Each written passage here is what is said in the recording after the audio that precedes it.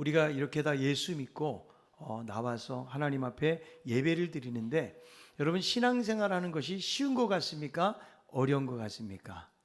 아마도 신앙생활을 좀 해본 분들이라면 쉽다라고 말하기보다는 대부분의 많은 사람들이 어렵다라고 이야기를 할 것입니다. 물론 나름대로 생각이 다르겠지만 깊이 생각해 보면 신앙생활은 결코 쉽지 않다라는 것이죠. 그 이유는 무엇인가 하면 모든 것이 한 번에 다 해결되는 것이 아니기 때문에 그런 것입니다. 우리가 예수를 믿으면 옛사람을 버리고 또 새 사람이 되어서 그냥 하루아침에 그렇게 좀 변화가 됐으면 좋겠는데, 그렇다면 고민이 없을 텐데 그렇지 않다라는 것이죠. 우리가 여러분 계속 보았던 말씀도 무엇입니까? 예수 그리스도로 말미암아 의롭게 여김을 받게 되었다. 이제는 죄의 종에서 해방이 되었고 하나님을 향해서 거룩함에 이르는 열매를 맺는 사람들이 되었다라고 말씀해주고 있다라는 것이죠. 그런데 문제가 그렇게 간단하지 않다는 것이죠.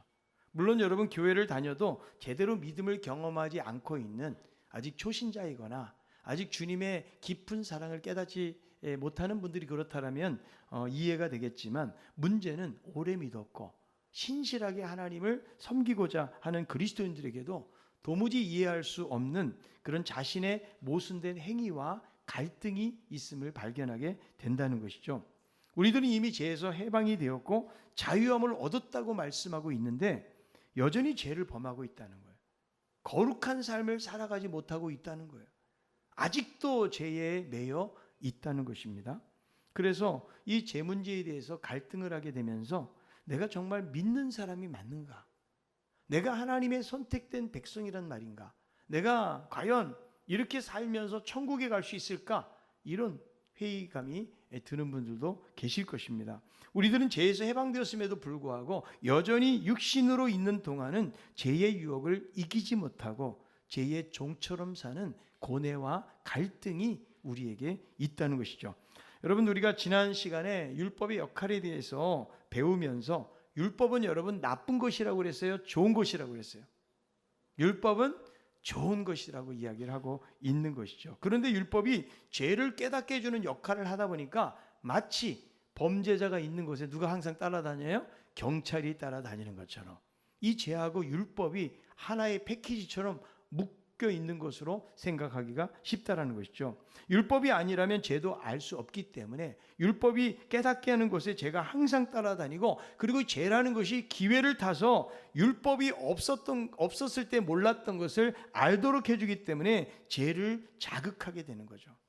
아예 모르면 죄인지도 몰랐는데 알게 해주니까 이 죄가 기회를 타게 된다는 거예요. 어린 아들에게 말합니다. 너 오늘 교회 가서 헌금해라.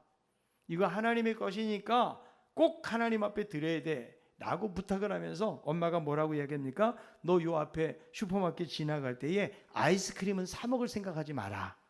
이렇게 말을 하는 거예요. 그러면 그 말을 안 했을 때는 아이스크림이 생각이 안 났거든요. 근데 막상 엄마의 말을 듣고 슈퍼마켓을 지나는 순간에 아이스크림이 떠오르면서 사 먹고 싶은 욕망이 그 아이의 마음속에 가득 차게 되는 거예요. 엄마가 헌금했는지 안 했는지 알게 뭐야, 그냥 했다고 그러면 되지 하고 사 먹을 수가 있겠죠. 그래서 이 아들이 처음에는 이 아이스크림 사 먹는 생각 안 했거든요. 그런데 엄마가 그 말 함으로 말미암아 머리가 얼마나 빠르게 돌아가는지 완전 범죄를 계획하게 되는 거예요. 그리고 실행에 옮기게 되어진다는 거예요. 여러분, 율법 자체가 나쁜 것은 아닌 거죠. 율법은 하나님에게서 왔고 하나님의 마음을 가지고 있고 하나님의 뜻을 반영해 주는 것이다. 그래서 이 계명은 12절에 보니까 거룩하고 의롭고 선하도다. 13절에 보면 선한 것이 사망이 될 수가 없고 오히려 심히 죄를 제대게 드러나게 하는 것이 바로 율법이라고 말씀하고요. 자, 로마서 7장 14절 오늘 읽었던 이 말씀에 보면 우리가 율법은 신령한 줄 알거니와, 율법이 어떻다고요? 신령하다는 거예요. 영적인 것이다. 아주 좋은 것이다. 귀한 것이다. 이렇게 말하고 있다라는 거죠. 그러나 나는 육신에 속하여 죄 아래 팔렸도다라고 말씀하고 있는 거죠. 여기서 바울은요, 과거 시제에서 갑자기 현재 시제로 바꾸고 있는 거예요. 율법에 대해서 설명을 할 때는 과거에 율법은 이런 것이다라고 이야기하는데 갑자기 이 말을 하면서는 현재 죄 아래 팔렸도다라고 말씀해주고 있는데, 이 죄 아래 팔렸도다라는 말을 NIV 성경에는 어떻게 번역을 하는가 하면 죄의 종으로 팔린다. 현재 지금 내가 죄의 종으로, 죄의 노예로 팔리고 있다라는 거예요. 이렇게 표현하고 있다라는 거죠. 여러분, 어떻게 그럴 수 있을까요? 죄의 노예에서 분명히 풀려났는데 어떻게 죄 아래 팔린다라는 말을 사용하고 있는 것일까? 오늘 이 본문에 대해서 나라는 사람이 누구인가? 이것은 아마 중생하기 이전의 사람일 것이라고 말하는 학자들이 많이 있어요.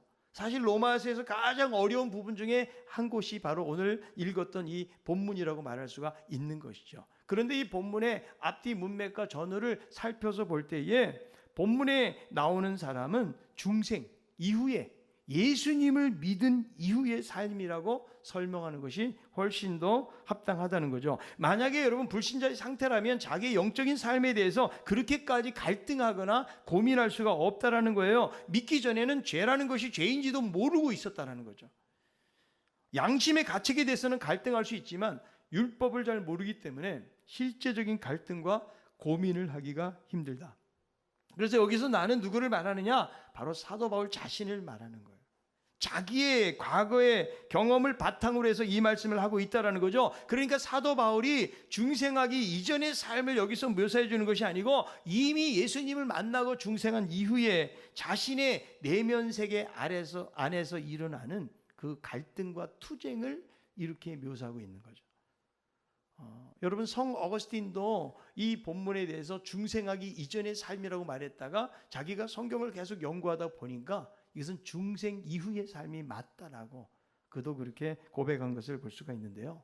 여러분, 우리가 예수님을 믿었다고 해서 모든 것이 한 번에 다 변화가 되는 것은 아니라는 거예요.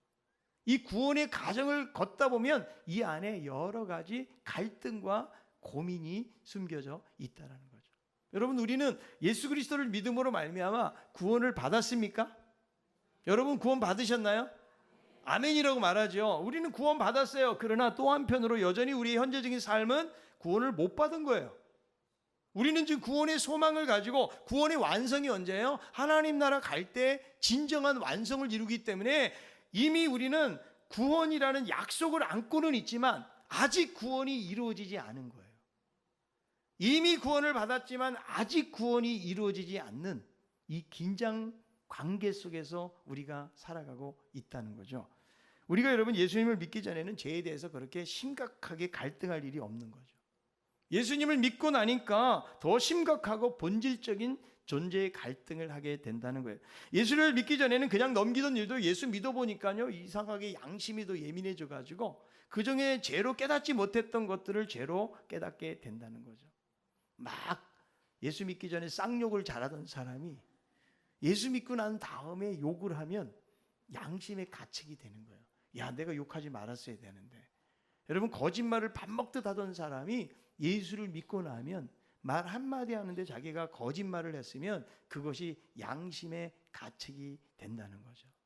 그래서 사도 바울은요, 그렇게 하나님 말씀대로 살려고 노력을 했지만 뭐라고 고백합니까? 자신이 죄 아래 팔렸도다. 마치 죄의 노예처럼 지금 끌려다니는 것으로 묘사를 하고 있다는 거죠. 자, 로마서 7장 15절에 있는 말씀 한번 읽어봅니다. 내가 행하는 것을 내가 알지 못하노니 곧 내가 원하는 것은 행하지 아니하고 도리어 미워하는 것을 행함이라. 내가 행하는 것을 알지 못하고 행하고 있다는 거예요. 내가 원하는 대로 살아야 되는데 내가 원치 않는 어떤 것이 자꾸 나를 이끌어 간다라고 그렇게 말하고 있다라는 거죠. 이것은 무엇을 말해요? 우리가 육신을 입고 있기 때문에 우리 안에 타락한 본성이 있다는 거예요. 이것이 영적인 삶과 갈등을 일으키게 된다는 거예요. 여러분, 우리가 세상을 살면서 사랑하면서 살아야겠죠? 아멘입니까? 자, 옆에 있는 분에게 나는 당신을 끝까지 사랑하겠습니다. 여러분, 이 말이 지금 진실입니까? 거짓입니까? 진실이죠. 네. 그런데 어쩔 수 없이 살다 보면 이 사람을 미워하게 된다는 거예요. 분명히 사랑해야 된다는 것을 다 알고 있어요. 근데 막상 나의 삶은 사랑하고 있는 것이 아니고 사랑하지 못한다. 여러분, 결혼할 때 남자 여자가 만나가지고 그냥 죽을 때까지 검은 머리가 팥뿌리가 되고 팥뿌리가 묵사발 될 때까지 내가 사랑했습니다. 그런데 막상 살다 보면 하나님의 말씀이 선명하게 다가옵니다. 원수가 집안에 있느니라. 그리고 사랑하는 남편과 아내가 잠을 자야 되는데 적과의 동침이라고 이야기를 하는 거죠. 그러니까 여러분, 사람은 이 감정에 의해서 어쩔 때는 정말 당신 없으면 나 못 살겠다고 그러다가도 어느 날 이 감정이 폭발하게 되면 난 당신 때문에 내 인생 망가졌다라고 그렇게 그냥 해댈 수가 있다라는 것이죠. 그래서 우리들도 이렇게 살아보면은 정말 고상한 일로 싸우는 일은 별로 없는 것 같아요. 너무 작고 사소한 일에 이렇게 싸우게 되는 거죠. 그러니까 되게 돌아보면요, 유치한 일로 인해 가지고 싸우게 되는 거 상당히 많이 있다는 거예요. 그래도 이 정도로 예수 믿고 좀 인생을 살았으면 좀 상대방에 대해서 대하는 삶이 좀 달라져야 되지 않을까. 여전히 이렇게 나이 먹고 예수를 믿었음에도 불구하고 어린아이 같이 유치한 마음들이 우리 안에 있다라는 거죠. 그래서 내가 원하는 대로 못 살고 내가 원치 않는 것을 행하고 있는 거예요. 제가 부목사로 있을 때 성도님들하고 한번 겨울에 양평이라는 곳에 간 적이 있어요. 거기서 좀 좋은 곳에 가서 식사를 한번 하러 이렇게 제자반 학생들을 데리고 갔습니다. 그래서 오르막길이라서 오르막을 딱 올랐는데 막상 오르막에서 내리막으로 가려고 하다 보니까 그 양평에 눈이 내린 거예요. 눈이 쫙 깔려 있는 거예요. 거기까지 왔으니까 여러분 뒤로 돌아갈 수도 없잖아요. 그래서 밑으로 내려오는데 이 눈 때문에 차가 미끄러지기 시작하는 거예요. 그래서 제가 오른쪽으로 핸들을 틀잖아요. 차가 왼쪽으로 가. 왼쪽으로 다시 틀면 다시 오른쪽으로, 이런 상황이 계속 반복이 되고 있는 거예요. 여러분 그냥 앉아서 들으니까 아무 일 없었던 것 같이 들으시지만 제가 운전을 정말 잘하거든요. 제가 운전병을 했던 사람이에요. 저의 취미가 뭐냐고 그러면 저는 자동차 후진하는 게 취미라고 그래요. 우리 집에서부터 후진으로 오라고 몇 가지도 올 수 있을 정도로 그렇게 운전을 제가 잘해요. 그런데 그때는 내가 오른쪽으로 핸들을 돌렸는데도 여전히 반대편으로 가는 거예요. 그래서 뒤에 11명 가득 차가지고 이렇게 가고 있는데 전부 다 기도하는 주여 소리가 막 나오는 거예요. 그때 조는 사람은 한 사람도 없어요. 그래서 그냥 그래도 그나마 길이 좀 넓었기 때문에 막 그런 과정들을 거쳐가지고 밑으로 딱 내려왔는데 얼마나 긴장했는지 제가요. 내려왔는데 다리가 막 덜덜덜 떨고 있는 거예요. 그때까지 계속해서. 얼마나 여러분 힘들었으면 그랬겠어요. 그래서 이제 점심을 먹고 이제 좀 시간이 지나서 이제 다시 만반의 채비를 갖추고 다시 그 언덕길을 올라갈 때 불렀던 노래가 뭔지 아십니까? 똑바로 가고 싶어요, 주님. 이걸 불렀어요. 온전한 모습으로. 근데 어쩌면 우리가 우리의 인생을 살아가면서 이것이 늘 우리의 바람인 거예요. 하나님 정말 똑바로 살고 싶습니다. 그런데 문제는 무엇입니까? 우리가 아는 대로 그렇게 살지 못하고 있다는 거예요. 겟세마네 동산에서 예수님께서 그야말로 땀이 피가 되듯이 기도하시면서 세 제자에게 부탁하시죠. 시험에 들지 않게 깨어서 뭐하라? 기도하라. 그런데 계속 졸아요. 주님이 3번씩이나 말씀하시는데도 여전히 졸고 있는데 여기에 대해서 예수님께서 이렇게 말씀하세요. 마가복음 14장 38절이에요. 시험에 들지 않게 깨어있어 기도하라. 마음에는 원이로되 육신이 약하도다 하시고. 마음에는 원인데 뭐가 약해요? 육신이 말을 안 듣는 거예요. 여러분 손을 높이 들고 찬양 있잖아요. 할렐루야 주를 찬양 이렇게 하는 그 율동이 있잖아요. 그런데요 이거 시켜보면 어떤 사람은 할에서 부딪히고 렐에서 부딪히고 루에서 부딪혀. 마음에는 원이로되 육신이 말을 안 들어가지고 할렐루야 할 때 딱 부딪혀야 되는데 이게 참 잘 안 되거든요. 육신의 연약함, 인간의 연약함이라는. 나는 정말 말씀대로 살기 원하고 바르게 살기 원하는데 문제는 그것이 안 된다는 거예요. 우리는 여러분 생각하는 것만큼 못 산다는 거예요. 여러분 수영을 배우신 분들은 아시겠지만 수영이 이론만 가지고 안 돼요. 여러분 국가대표 선수에게 만약에 코치를 받았다고 생각해보세요. 그분이 막 이렇게 저렇게 알려주면 얼마나 노하우를 알려줄 수가 있을까요? 그 설명을 듣고 내가 열심히 이론을 연구해가지고 막상 물속에 들어가면 수영이 됩니까? 안 됩니까? 수영이 안 돼요. 날마다 물에서 뜨는 연습을 해야 되는 것처럼 우리의 삶이 그렇다는 거예요. 우리는 매일 삶 속에서 하나님이 기뻐하시는 삶을 살고 말씀대로 살아야겠다고 생각 안 하는 사람이 어디 있겠어요? 그러나 그런 바람에도 불구하고 내가 원치 아니하는 것을 행하고 내가 미워하는 것을 행하고 있다. 베드로가요, 예수님이 십자가 달리 잡혀가실 때 베드로는 그 전에 이렇게 말했죠. 주님이 가는 곳이라면 어디든지 가겠습니다. 감옥에도 가고 죽는 데까지 가겠습니다. 이거는 베드로뿐만 아니라 모든 제자가 그렇게 고백을 했어요. 여러분, 제자들이 그냥 거짓말로 예수님이 그런 말 했다고 저는 생각하지 않아요. 아마 진심으로 말했을 거예요. 그런데 막상 여자 종 앞에서 예수님을 3번씩이나 부인하고 저주하고 맹세하여서 예수님을 부인해요. 왜 그렇습니까? 그것은 바로 내가 원하는 바대로 안 되고 있다는 거예요. 성경에 다윗과 같은 이런 놀라운 신앙인이 어디 있습니까? 메시아의 조상으로 하나님께서 다윗을 선택해, 다윗의 자손 메시아로 오잖아요. 그런데 다윗이 어떻게 간음을 저지르고 청부살인을 할 수가 있는 것인가? 성경의 인물들 보세요. 대부분 하나님께 쓰임받았던 인물들 치고 결점이나 허점 없는 사람이었어요.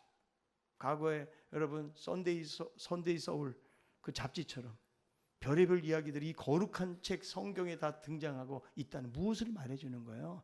인간의 위대함을 보여주는 것이 아니고 성경은 인간의 연약함, 인간의 죄된 본성, 이거를 우리에게 보여주고 있다는 거죠. 왜 우리는 여러분 알면서도 그렇게 살지 못하는 것일까요?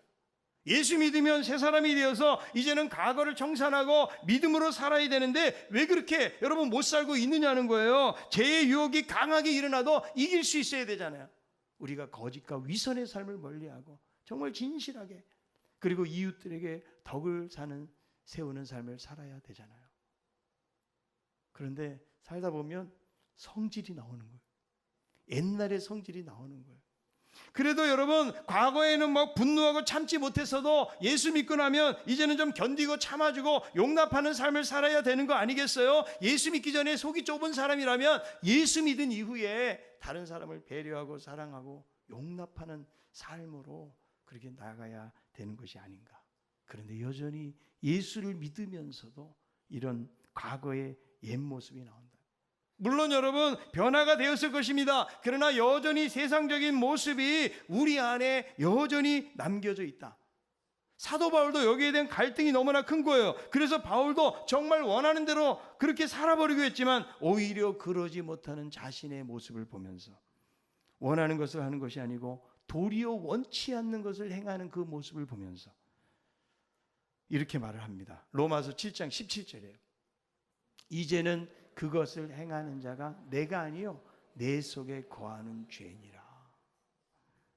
내가 원치 않는 것을 하는 이유는 뭐냐? 내 속에 거하는 죄 때문이라는 거예요.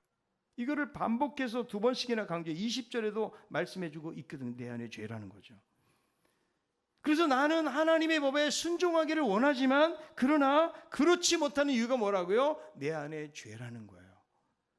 이 죄가 자신의 모든 죄에 대한 책임이라고 그는 말하고 있는 것이 아니고 우리 안에 이 죄가 그만큼 강력하게 역사하고 있다는 거예요. 인간의 본성 속에 이것이 남아 있다는 거예요. 그래서 우리는 죄에 대해서 죽었고 그리스도에게 속하여 있지만 여전히 죄의 본성이 나를 자꾸 지배하고 이끌어 간다. 죄에 대한 본성이 얼마나 강력한지를 우리에게 보여주는 거죠. 다윗은 이렇게 기도합니다. 시편 19편 12절. 자기 허물을 능히 깨달을 자 누구리요? 나를 숨은 허물에서 벗어나게 하소서.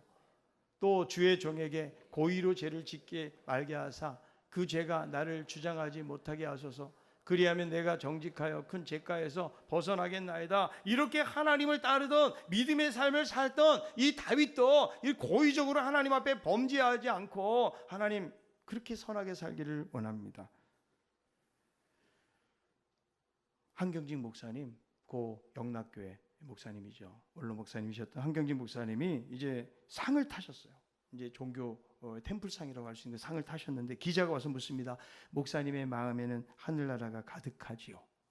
이렇게 물었을 때 고개를 흔들면서 나는 죄 덩어리입니다.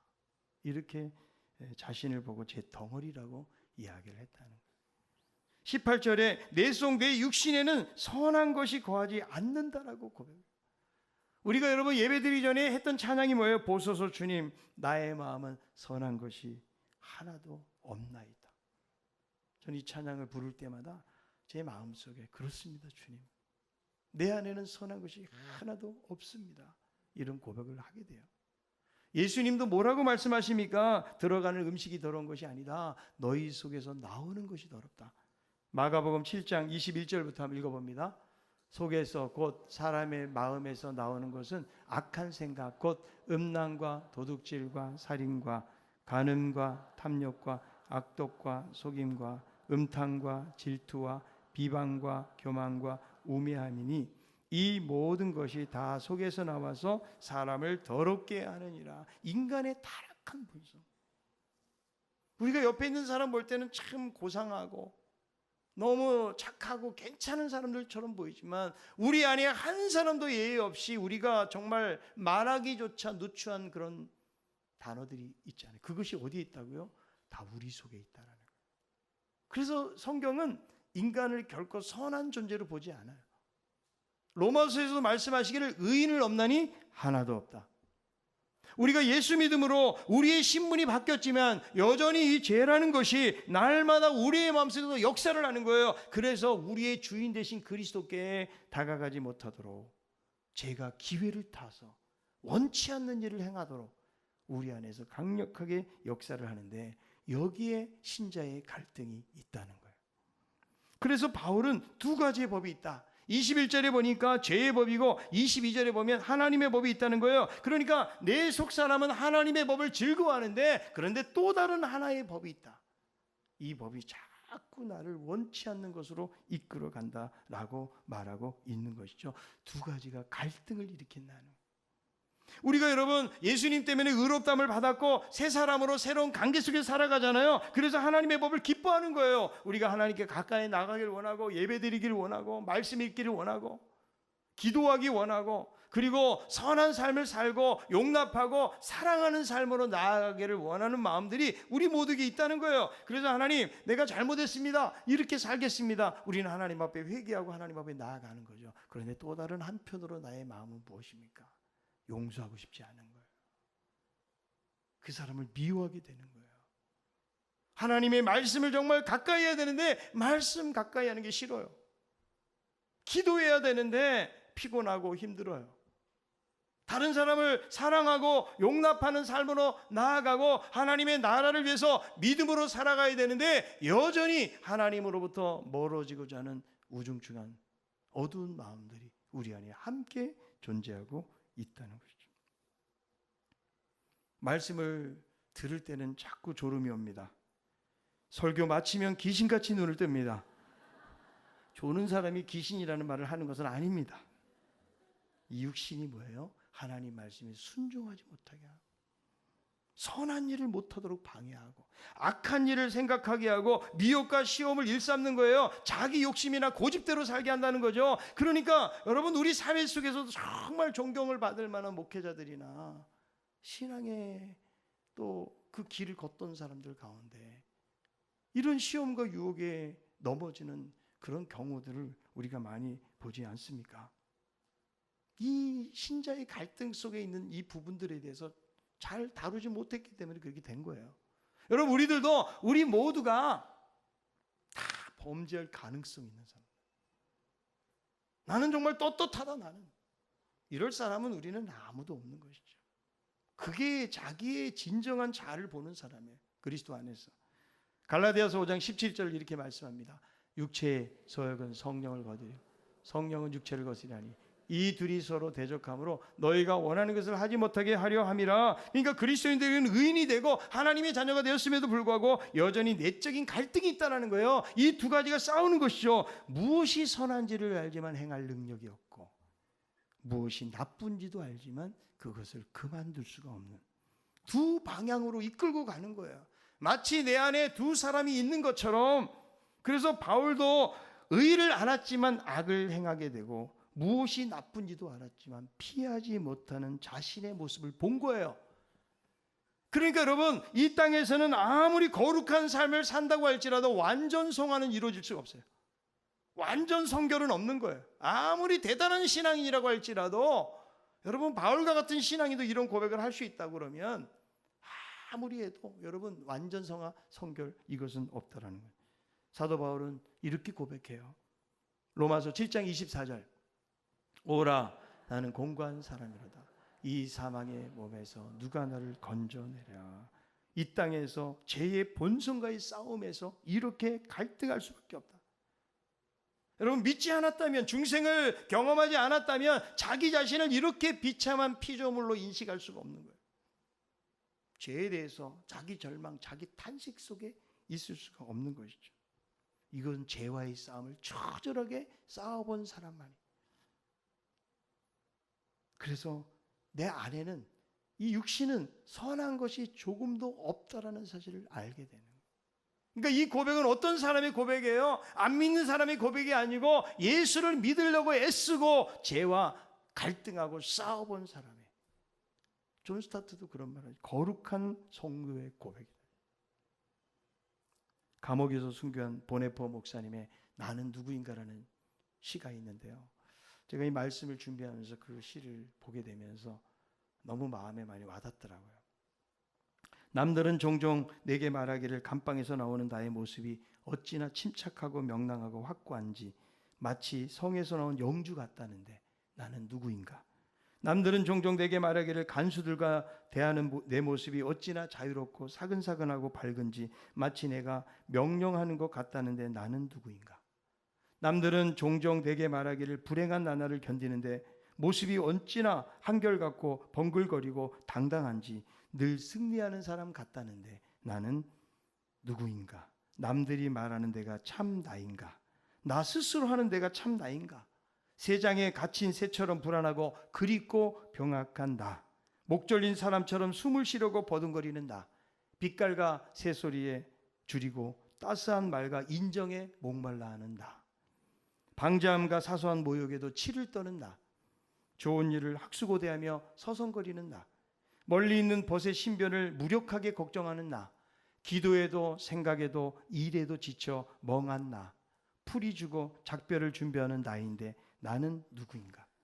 이것이 나인가 저것이 나인가 둘 다인가? 사람들 앞에서 허세를 부리고 자신 앞에선 천박하게 우는 소리 잘하는 겁장이인가? 내 속에 남아있는 것은 이미 거둔 승리 앞에서 꽁무니 빼는 폐잔병 같은 나는 누구인가? 날카로운 질문이 나를 조롱합니다. 내가 누구인지 당신은 아시오니 나는 당신의 것입니다. 오 하나님. 여러분, 얼마나 진솔한 자기 고백이에요. 겉으로 볼 때는 희연한 믿음의 사람이지만 막상 내가 내 자신을 바라보는 나의 모습은 이렇게 비참한 자신의 연약한 모습을 보고 있는 그런 모습을 보지 않습니까? 그래서 이 갈등은 내적인 투쟁 속에서 자기의 연약한 모습을 보고 있는 거예요. 우리들도 정말 믿음으로 살려고 해보세요. 그럴 때 더 큰 어려움들이 우리에게 찾아옵니다. 이제 된 것 같은데 그러나 유치한 일에 넘어지고 좌절하고 낙심하는 우리의 모습을 보게 됩니다.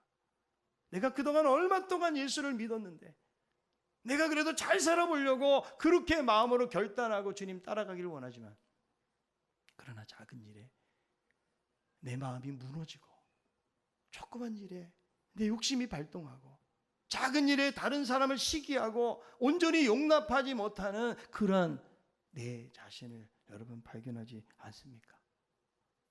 바울도 얼마나 내적인 투쟁을 했을까요? 그래서 7장에서 이렇게 탄식을 하면서 만약에 맞춰버린다면 우리에게는 소망이 없다는 거죠. 늘 자기 절망과 탄식 속에서 비참함을 경험하는 삶, 그것 자체가 그리스도인의 삶의 결론이라고 말할 수 있을 거예요. 그러나 26절에 보니까 25절에 누가 사망의 몸에서 나를 건져낼 거에 대한 대답이 나옵니다. 25절, 7장 25절 읽어봅니다. 우리 주 예수 그리스도로 말미암아 하나님께 감사. 그런즉 내 자신이 마음으로는 하나님의 법을 제 법을 섬기노라. 우리가 예수를 믿어도 우리의 육신의 힘으로는 죄의 권능을 이길 수가 없다라는 거죠. 아무리 직분이 있고 오래 믿고 지식이 많아도 우리 힘으로, 우리 결심으로 죄를 이기는 것이 아니라는 거예요. 바로 예수 그리스도로 말미암아. 우리에게 진정한 승리를 주시는 분은 누구라는 거예요? 그리스도. 여기에 소망이 있는 거예요. 우리에게 구원을 주시고 승리를 주시는 분은 바로 예수 그리스도밖에 없는 것입니다. 여러분, 내 지식이 아니에요. 내 열심이 아니에요. 어쩌면 내가 그렇게 장담할 수 있는 믿음 같은 것도 아니에요. 이 모든 것이 그리스도께 달렸기 때문에 우리는 순간순간 주님을 의지하지 않으면 마치 제 아래 팔린 노예처럼 우리의 삶이 얼마든지 그럴 수 있다는 사실을 성경은 우리에게 보여주고 있는 것입니다. 여러분, 주님은 우리를 떠나지 않으십니다. 아멘. 우리가 죄에 대해서 여러 가지 많은 시험과 유혹이 올 때에 나는 이미 죄에 대해서 죽은 자라는 정체성을 분명히 하십시오. 이제는 그리스도와 함께, 그리스도와 연합해서 주님과 함께 사는 사람들이다. 주님께서 우리의 구원을 통해서 온전하게 이루실 그날을 바라봐야 돼요. 우리들은 지금은 흠도 많고 점도 많고 연약하고 좌절하고 낙심하고 우리의 신앙에 이런 부족한 모습들이 많이 있지만 날마다 우리를 깎고 다듬으셔서 그분의 날에, 그 주님이 재림하시는 날에 우리가 이 세상을 마감하게 될 때에 우리의 삶을 이루어 가시는, 그래서 점점 예수님의 형상 닮게 하시는 그 주님의 은혜를 바라보면서 우리들은 날마다 주님을 의지하고 또 믿음으로 나아가야 되는 것입니다. 죄와의 싸움 가운데서 늘 그리스도를 의지함으로 승리하는 삶으로 나아갈 수 있는 우리 모두가 다 되기를 바랍니다.